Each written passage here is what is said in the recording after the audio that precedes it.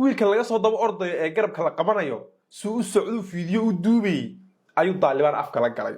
hal mar dib baan soo celinayaa wiilkani horta waa Soomaali cabal waa anoo kale waa YouTuber mana markii YouTuber lagu raadey waxa ku soo dhacay ani iyo qaar kale badan moogtahay laakiin shaqada aan qabanna ma qabtan ninkan shaqada ka duwan buu qabtaa oo wuxuu sameeyaa wuu safraa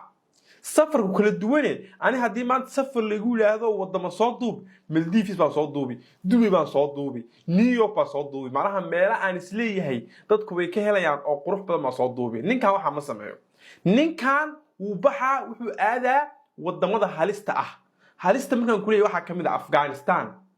waa very dangerous Pakistan iyo Hindiya meelahaas oo kale soo ka qaraabta mid maanta ku dhacaysa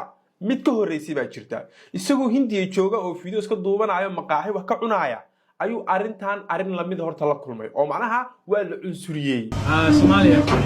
Somalia very dangerous country Negro Negro means waxa lagu dhahay timahaaga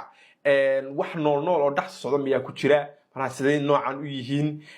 waxa lagu dhahay neger baa tahay miyaa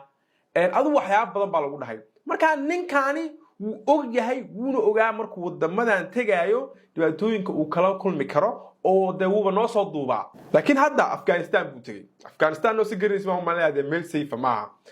ninkan markuu Afghanistan tagay kaamiradiisu daartay de sidii sharciyan lagu yaqaanay wuxuu rabay video inuu duubto soo gashto YouTube-kiisa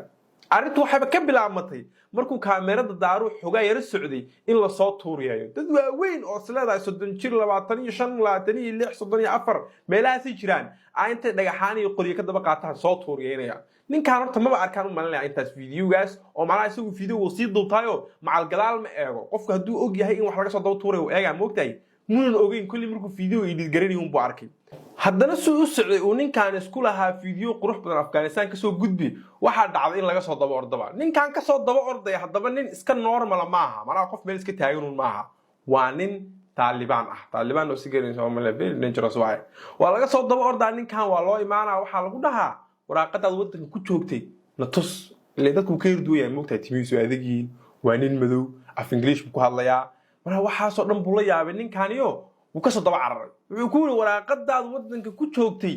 la tusbal laakiin wiilkan hal mid baan siinaya qaabka uu la dhaqmay ama uu la hadlay dadka waa qaabkii ugu fiicnaa ee aad qof kaga badbaadi kartid ama aad dad kaga badbaadi kartid sababtoo ah ninkan Soomaalidu kale ma ahayn Soomaaliga hadii la qabto ama wax la weydiiyo uu skibraynaa anaga qaad waxa loo taabanaysaa anaga ma taqaanaa iska dhaha wiilkan uu isdajiyay sidii loogu tala galay macnaha la rabay ayuu wuxuu sameeyay dad badan baa isugu imaaday horta waxa adkaataba in la helo qof ku hadla af English sidii loo raadinayay mid baa la helay kiiba u turjumay ugu dambeyntiina meel maqaayada idinku dhax tusaabu dhahay dokumentigiisi baa la eegay lagama hadinay waxa lagu dhahay sax waraaqadaha soo qaado oo soo raac booska iga sareeyaan u tagaynay adugu dambeyntii meeshii buu tagay waa la soo fasaxay saaxiibow waan naga adag tahay waan naga qalbi adag tahay waan naga fiican tahay hormar fiican ku rajeyna hore u soco